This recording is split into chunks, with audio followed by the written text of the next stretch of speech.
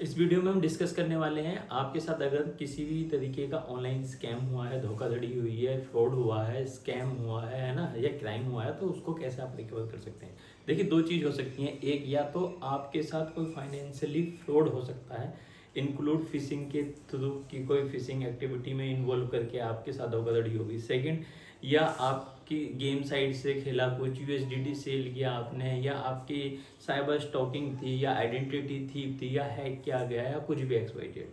Second, ये देख सकते हैं कि जिनके साथ पहले, एक तो ये है आज की जो हम डिस्कस करने वाले हैं एक चीज़ में, कि जिनके साथ ऐसा हुआ है।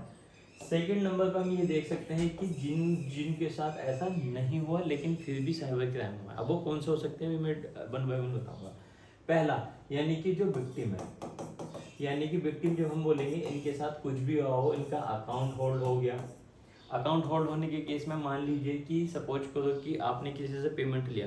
अब यूपीआई इतना ज़्यादा पॉपुलर कर चुके हैं कि यूपीआई के बिना अब आपको ट्रांजेक्शन संभव ही नहीं है ना। कोई भी हो, चाहे आपका फ़ोन पे हो, चाहे आपका गूगल पे हो, या अदर्स यूपीआई हो, या किसी बैंक की हो। अब यूपीआई आप कर रहे हैं, आपको नहीं पता पीछे से पैसा किस चीज़ का आ रहा है, पता चला कि वो किसी फ्रॉड अकाउंट से आया था और वो आपके भी अकाउंट में आ चुका। इसलिए साइबर सेल ने या तो आपके अकाउंट को लीन मार्क कर दिया, या उसको होल्ड कर दिया, या फ्रीज कर दिया। लीन का मतलब शॉर्ट में समझो कि सिर्फ उसी अमाउंट को होल्ड कर देना है जिस पर डिस्प्यूटेड है। लेकिन जब हम होल्ड या फ्रीज की बात करते हैं तो वो पूरा डेबिट फ्रीज कर देते हैं। आप पेमेंट रिसीव तो कर सकते हैं उस अकाउंट में, लेकिन आप उसको यूज नहीं कर सकते, कोई ट्रांजेक्शन नहीं कर सकते। तो उसको हम लोग होल्ड या फिर उसको हम लोग फ्रीज की नाम देते हैं ज़्यादातर। और कौन सी साइबर सेल ने किया है, अब इसमें दो को इशू और आते हैं। नंबर एक, यानी कि क्या सिंगल साइबर सेल है कि मल्टीपल साइबर सेल है। जब सिंगल साइबर सेल की बात आएगी तो वो पर्टिकुलर कोई एक ही साइबर सेल होगी जिसने ये क्या होगा, है ना, या फिर मल्टीपल होंगी कि बहुत बहुत अलग स्टेट की होंगी, या एक स्टेट की कई सारी भी हो सकती हैं। तो उसमें कैसे सॉल्यूशन पाएंगे। तो सबसे पहले हम उन बातों की चर्चा करते हैं जिनसे आप अपना बैंक अकाउंट अनफ्रीज करा सकते हैं, कि क्या ग्राउंड हो सकते हैं, आपको रेमेडीज क्या लेनी है, आपको एक्शन क्या करना होगा ताकि ये सॉल्व हो जाए। ठीक है, अब इसके लिए मैं आपको सबसे पहले लेके चलता हूँ बाहर से।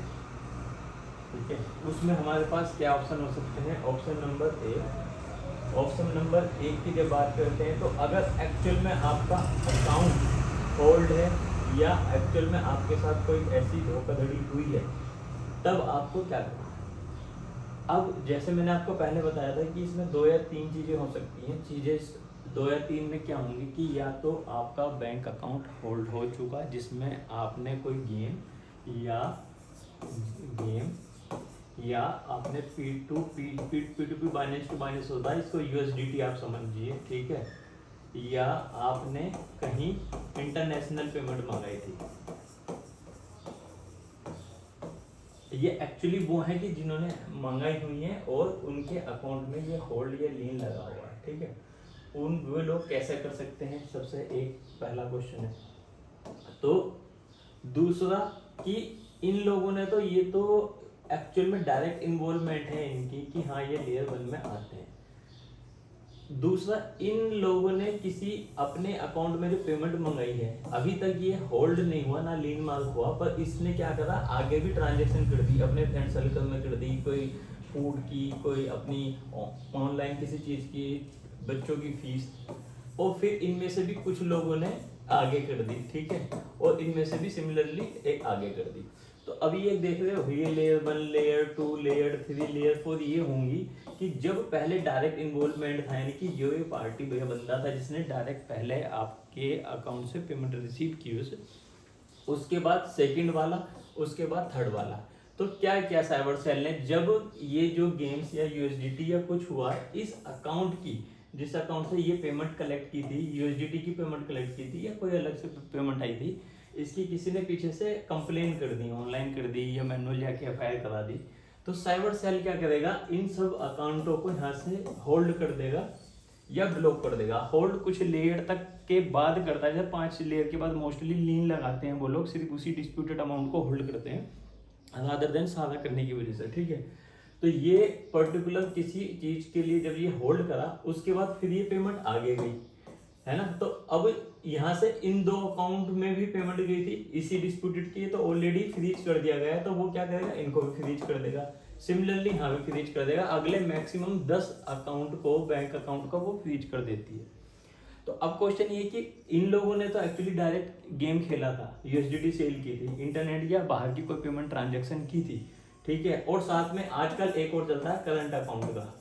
अगर करंट अकाउंट आपका है, आपने रेंट पे दिया है उसको, या आपका एक्चुअली हैक करके किसी ने किसी भी तरीके से उसको यूज कर लिया।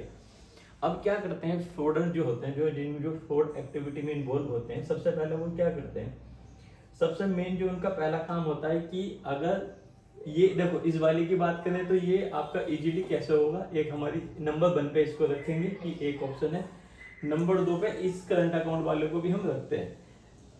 अब जैसे सपोज करो कि मेरा अगर बैंक अकाउंट एक कि मैंने एक्चुअली रिसीव की, हम इसे आर करेंगे कि रिसीव की थी पेमेंट और बैंक अकाउंट होल्ड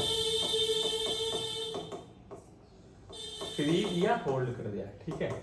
नंबर 2 पर ऐसे की कि मैंने एक्चुअली रिसीव ही नहीं की थी, नोट रिसीव, इसको एनआर करते हैं, और तब भी सिमिलर सेम कंडीशन है। तीसरा, किसी ने मेरा अकाउंट हैक कर दिया था और मुझे पता ही नहीं, जब मैं यूज करने के लिए गया तब मुझे पता चला। अब देखो हैक वाली सिचुएशन में क्या होता है, ये मोस्टली करंट अकाउंट को करते हैं, क्योंकि ये वाले जो फ्रॉड बंदे होते हैं, जो स्कैम करते हैं, उनको पहले ही पता है कि अपने अकाउंट में लेंगे तो वो पकड़े जाएंगे, इसलिए वो किसी का अकाउंट या बहला फुसला के उसको रेंट पे लेने की कोशिश करते हैं एक, या फिर उसको क्लियर रेंट पे कुछ अमाउंट देने की बात करके उसको किसी तरीके से एग्री करा लेते हैं। सेकंड, अगर वो एग्री नहीं करते तो किसी तरीके से किसी का अकाउंट हैक कर लेते हैं, किसी भी फिशिंग एक्टिविटी में इन्वॉल्व करके, जैसे कि ऑनलाइन जॉब का स्कैम, कुछ आपको सोशल मीडिया पे पोस्ट करने के बाद या रिव्यू देने के बाद थोड़ा अमाउंट दे देंगे, आपको बिलीव जनरेट होगा, उसके बाद वो लोग आपके साथ स्कैम कर लेंगे। वेरिफिकेशन के नाम पे आपके डॉक्यूमेंट, आपकी रेजिडेंशियल, आपकी क्वालिफिकेशन, साथ में मोबाइल नंबर वेरीफाई करने के नाम पे एंटर कराएंगे, ओटीपी आएगा, उसमें स्कैम कर लेंगे, ठीक है।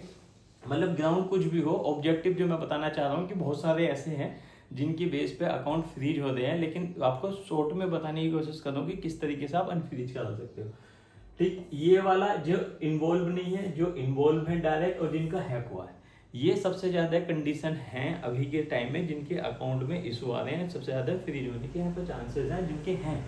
तो देखो जो इन्वॉल्व है ये तो लेयर 1 में ही ज्यादा काउंट होते हैं, लेयर 2 में होते हैं, क्योंकि साइबर सेल आराम से देखती है कि हाँ इनका है, यानी कि गेम से पैसा लिया, कुछ और साइट से पैसा लिया, कुछ भी फिशिंग या कुछ स्कैम करके पैसा लिया, तो वो एक अकाउंट में जाएगा। ये सेकंड बात है कि जो ये अकाउंट है ये जेन्युइन है कि ये फेक है।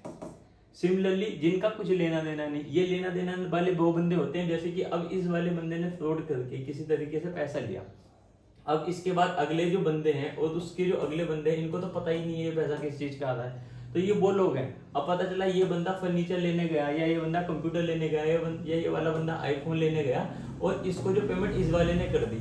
अब इस वाले को के पास पहले से पीछे से गलत तरीके का पैसा आया, इस वाले ने यहाँ पर गलत तरीके का पैसा दिया था, तो अब इसको तो बिल्कुल भी आइडिया नहीं है कि गलत तरीके का पैसा आ रहा है, लेकिन ये पैसा चैन तो यहाँ की भी दिख रही है ना, तो इसलिए साइबर सेल इसको भी होल्ड कर देगी। अब इस बंदे का कुछ लेना देना नहीं, इसलिए मैंने एनआर रखा, जिसका कोई रिलेशन है नहीं उस अकाउंट से। तो दूसरा ये बनता है कि ये वाले कैसे अनफ्रीज करेंगे, ये वाले कैसे अनफ्रीज करेंगे, और ये तीसरे जिनके साथ हैक्ड हो गया, या तो जॉब के नाम पर उन्होंने स्कैम कर दिया, या एक्चुअली किसी भी तरीके से रेंट पर लेकर या लालच देकर कर दिया। तो देखो भाई इसका जो सिंपल शॉर्ट में ये है, ज्यादा टाइम ना लेते हुए बताता हूँ। अगर रेंट पे है तो आपने गलत किया है, इसका तो फिर आप लोग जानो, जब बात होगी एक एक्नॉलेजमेंट नंबर होगा इन सबका। एक्नॉलेजमेंट नंबर होता है ऑनलाइन कंप्लेंट नंबर, ठीक है, जैसे मैनुअल जाते हैं तो एफआईआर नंबर होता है, सिमिलरली जब आप ऑनलाइन के केस में करते हैं तो वो एक्नॉलेजमेंट नंबर होता है, ठीक है। ये एक्नॉलेजमेंट नंबर होगा, उसके केस पे ही डिटेल जब चेक करेंगे तब पता चलेगा कि इसका प्रोसेस क्या है। एक मेथड बिल्कुल भी नहीं है, कॉपी पेस्ट किसी के लिए भी नहीं कर सकते, ऐसा कोई मतलब मैथ का फॉर्मूला नहीं है कि अगर ये स्पेल अप्लाई कर देंगे रिजल्ट आ गया तो सिमिलरली हम सब पे कर दें। हर लीगल मैटर है, हर किसी के लिए अलग अलग कंडीशन वेरी करती हैं, हर किसी का अलग अलग है, ठीक है। तो इसमें क्या होगा, देखो हैक्ड वालों के लिए सबसे पहले तो अगर एक्चुअल में इनका यहाँ पर हुआ है, थर्ड नंबर से लेके चलते हैं, सबसे पहले इनको भी एक क्या तो ऑनलाइन या फिर मैनुअल जाके एफआईआर करानी चाहिए साइबर पुलिस स्टेशन पर कि मेरे साथ ये हुआ। मेरे को कब पता चला, मुझे आइडिया ही नहीं था जब मैंने अपना अकाउंट यूज करा, या अगर ये करंट अकाउंट होते हैं, मोस्टली सेविंग भी होते हैं, लेकिन करंट ज्यादातर है हैक करने वाले जो कि स्कैम में, क्योंकि उसमें ना मल्टीपल ट्रांजेक्शन कर सकते हैं और जो अमाउंट भेजने की कैपेसिटी है वो ज्यादा है एज कम्पेयर टू सेविंग वाले। ठीक है, तो अब ये क्या कर सकते हैं जाके कि भाई मेरा ये अकाउंट हुआ, इनको कंप्लेन जरूर करनी है, वरना होगा क्या, अगर इस बंदे ने कंप्लेन नहीं की, कल को साइबर सेल ने जब इन्वेस्टिगेट किया, पता चला कि अमाउंट जो गया वो इस वाले अकाउंट में गया, इस ये अकाउंट इस एक्स वाई जेड बंदे से रिलेटेड है, तो इसके पास पूछताछ के लिए आएंगे। अगर आप पहली कंप्लेन कर देते हैं और आपके साथ फ्रॉड एक्चुअल में हुआ है तो आप ये कर सकते हो। आप रेंट वेंट पे दे रहे हो तो गलत है तो छोड़ दो, सबसे पहली चीज। इसका कहीं भी कैसे भी सॉल्यूशन नहीं है, इसके लिए बहुत ही मुश्किल पैदा हो सकती है उन बंदों के लिए जो रेंट पे देते हैं या किसी तरीके से लालच में आ जाते हैं। फंसोगे आप तभी जब आप लालच करोगे, चाहे यहाँ रेंट पे देने का लालच हो, चाहे गेम खेल के पैसा कमाने का हो, चाहे ऑनलाइन यूटिलिटी खेल के कमाने का हो, चाहे ऑनलाइन कुछ काम करके पैसा कमाने का हो, जिसमें बहुत ईजी आसान तरीके से पैसा आ रहा है, इसका मतलब आप किसी ट्रैप में फंसते जा रहे हैं, ये माइंड में सेट कर लीजिएगा। तो इनके लिए एफआईआर कराई। फिर सेकेंड आपको क्या होगा, या तो आप ईमेल के थ्रू या फिर आप एक लेटर के थ्रू एसपी साहब को लेटर लिख सकते हो, एसएचओ ऑफिस में लिख सकते हो, इनके थ्रू ये ही एफआईआर का ऑनलाइन हो चाहे ऑफलाइन जो भी कराइए, इसके अटैचमेंट के साथ प्लस अपना कंटेंट ड्राफ्ट करने के साथ ये इन्फॉर्मेशन प्रोवाइड करानी है एसपी ऑफिस के लिए, इस भेज सकते हैं। तो उससे आप काफी हद तक सेफ इसलिए रह सकते हैं क्योंकि आपके साथ स्कैम हुआ, आपने जब पता चला उसकी यहाँ पर ऑनलाइन भी एफआईआर की या ऑफलाइन की, या वो आगे भी इन्फॉर्म कर दिया। इस वाले बंदे के लिए सिंपल सा फंडा है, जो जिसका एक्चुअल में इन्वॉल्वमेंट नहीं है, किसी किराना शॉप है, कोई और चीजें हैं, किसी तरीके का पेमेंट लिया और वो बेचारा बेफजलब के फंस गया, क्योंकि यूपीआई ये आजकल सब करते हैं, स्कैनर के थ्रू करते हैं। अब कोई सब्जी वाला है, गोलगप्पे वाला है, किसी का डेली वाला है, सब बिजनेस है जिन्हें डेली पैसे लेते हैं, उसके लिए तो ये एक तरीके का सरदर्दी हो गया कि अगर उसका अकाउंट होल्ड हो गया तो पेमेंट नहीं रिसीव पर कर पा रहा, बिजनेस खत्म। सेकेंड, उसमें जो आगे की सिरदर्दी है वो अलग, वकीलों की फीस, स्टेशन दौड़ने के खर्चे, पुलिस वाले सुनते नहीं, उसकी अलग स्ट्रेस। ठीक है, तो इसके लिए सिंपल है कि ये अपनी चीजों को प्रूफ दे। प्रूफ मतलब जैसे कि मान लो अभी जैसे मैंने लैपटॉप की बात की थी या फोन की बात की, किसी की फोन की दुकान है और उसने फोन लिया और ये इस वाली श्रेणी में आता है या इससे आगे की श्रेणी में आता है या इसमें आता है जिसका कुछ रिलेशन है ही नहीं, तो उस केस में क्या करेगा, ये अपनी या तो जीएसटी की इनवॉइस जो बनाते हैं, अगर जीएसटी नहीं है तो कोई और शॉप एक्ट में भी तो इनवॉइस तो जनरेट करते ही होंगे, नहीं तो कोई पेमेंट की ट्रांजेक्शन या ऐसा वैलिड प्रूफ दिखाएं कि जिससे कि ये शो हो कि भाई आप इसमें इन्वॉल्व नहीं है, आपने इस चीज के पर्पज के अगेंस्ट, यानी कि ये गुड या सर्विस सेल करके आपने ये पेमेंट ली है। तो उसके लिए भी सेम आप चाहे तो मेल ड्राफ्ट कर सकते हैं, अदरवाइज स्टेशन विजिट करके आप ये एक ही दिन में कलेक्ट कर जाएगा, ये वाले के लिए ज्यादा चैलेंज नहीं है। फिर भी चैलेंज आते हैं तो मुझसे ड्राफ्टिंग ले लेना पूछ के कि मैं बता दूंगा। सिमिलरली इसके लिए भी ले सकते हो, कोई वो नहीं है। अब ये वाले जो बंदे हैं इसमें नॉर्मली टाइम लगता है 3 मंथ्स तक का मैक्स क्या आगे भी हो सकता है, डिपेंड करते हैं कि हॉलीडे कितनी है और अवेलेबिलिटी कितनी है आईओ की। सबसे बेकार है ये आग वाला जिसमें डायरेक्ट इन्वॉल्वमेंट है, ये बंदे खेले खिलाए हैं, इनको पता है कि वो क्या कर रहे हैं, लेकिन जब वो फंस जाते हैं तब वो एक तरीके से बिल्कुल बकरी या मासूम बन के आते हैं, और इन्हीं बंदों की वजह से इन सब लोगों के साथ दिक्कतें हैं। तो इसीलिए आप देखोगे कि काफी सारे जो अदर्स ऐप हैं, जैसे कि अभी एयरटेल की बात करते हैं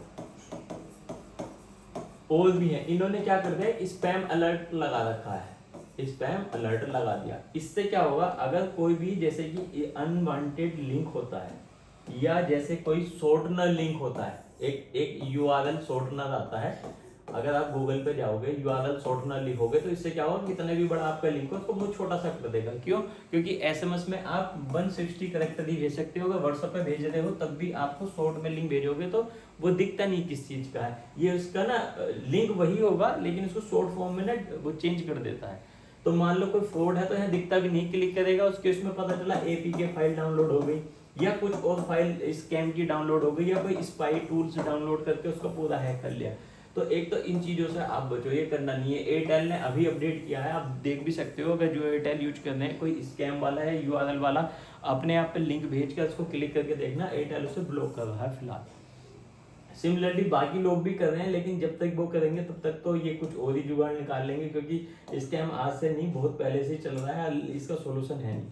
तो शॉर्ट में मैंने आपको 2-3 स्टेप बताए, किसी का भी अकाउंट अगर फ्रीज हुआ है अकाउंट की बात, फिर फिशिंग, फिर आपका आइडेंटिटी थीफ हो रहा है, कोई बंदा गंदी गंदी गालियां दे रहा है, तो आप कैसे ट्रैक कर सकते हो, कैसे देख सकते हो कि मेरी आईडी कितने बंदे यूज कर रहे हैं, मेरी कितनी बनी है, वो वन बाय वन चलेंगे। अभी के लिए स्टेप जो बन लेना है आपको, पहले आपको ये चेक करना है कि आपके पास जो पेमेंट आई है या अमाउंट आया है जिस पे डिस्प्यूट लगा है, ठीक है, जो डिस्प्यूटेड अमाउंट है वो किस चीज का है, सबसे पहले ये देखना है। तब आपको पता चला मेरा ये डिस्प्यूटेड अमाउंट इस चीज का है, तब आपको क्या करना है, उस वाले डिस्प्यूटेड अमाउंट को या तो आपको एनओसी लेने के लिए रिफंड करना पड़ेगा उस पर्टिकुलर बंदे को, या अगर आपके पास इनवॉइस या वैलिड प्रूफ है तो वो नहीं भी करना पड़ेगा, यहाँ करना पड़ेगा या नहीं करना पड़ेगा, डिपेंडेंसी है कि आपने किस तरीके का पैसा लिया है। थर्ड, इसके लिए क्या करना है, ईमेल आप भेज सकते हो, नोटिस आप भेज सकते हो, क्योंकि अगर बैंकों ने आपको इन्फॉर्मेशन नहीं दी, साइबर सेल नहीं दी, तो नोटिस भी बनता है। उसके बाद आप लेटर भेज सकते हो या विजिट कर सकते हो। मोस्टली यही 4 चीजें बनती हैं, इसके अलावा कुछ नहीं। जब भी आप इन सब चीजों को टारगेट करोगे, अपना आईओ को टारगेट करके रखोगे, क्योंकि इन्वेस्टिगेशन ऑफिसर ही आपका की पॉइंट है। इसके बाद अगर हमारे पास कोई रिप्लाई नहीं आ रहा, मान लो आपने मेल डाली, उसका एक अलग मेथड है, वीडियो है, इसमें ईमेल का रिप्लाई नहीं करते आइए तो क्या करना है, इमीडिएट करेंगे। उसके बाद अगर आपने ये सब कर लिया, लेटर का भी आ गया, तो आपको एनओसी मिल गया। तो जब एनओसी आपको मिल जाएगा, ये जाएगा आपके बैंक को। अब क्वेश्चन आता है कि बैंक कितने दिन में कर देगा, तो बैंक भैया तब करेगा जब बैंक अपने ये लीगल टीम को भेजेगा, लीगल टीम ये वेरीफाई कर देती है कि हाँ एनओसी जेन्युइन है, आप इसको अनफ्रीज कर दो। तो मोस्टली ये 3 डेज लेता है, लेकिन किसी किसी केसेस में 7 डेज भी ले लेता है। तो आप इसे 2 to 5 डेज का वर्क समझिए। अगर आपका बैंक एनओसी मिलने के बाद भी 1 वीक के अंदर नहीं करता, तो फिर से एक वीडियो पड़ी है, उसको आप देख लीजिए, आपको सोल्यूशन मिल जाएगा। और ये जरूरी है कि करें, एक तो उसने इन्फॉर्मेशन नहीं दी आपको, ऊपर से एनओसी के बाद भी नहीं करा, तो आपके फंडामेंटल राइट का वोलेशन है और बहुत सारी चीज़ों का, उस वीडियो को देखिए आपको लग जाएगा। तो शॉर्ट में इन रेमेडीज को आप एक बार अपनाइए, आई एम श्योर आपका अकाउंट अनफ्रीज हो जाएगा। कुछ ड्राफ्टिंग या कुछ और भी हेल्प चाहिए तो मैंने फ्री कंसल्टेशन का भी ऑप्शन दे रखा है, और वो देख लेना एक बार वीडियो पर कैसे मिलती है, या लाइव आके भी चलते हैं तो उस पर आप लाइव पूछ सकते हो, बाकी कॉन्टैक्ट भी कर सकते हो। ये इतना मेथड आप यूज किया, आई एम श्योर आपको रिलीफ मिलेगा। और बाकी फिशिंग के लिए, अदर्स के स्कैम के लिए मैं कोशिश करूँगा 1 by 1। अभी मैं लेट हो रहा हूँ, तो बस आज के लिए इतना ही काफ़ी। Thanks for watching this video.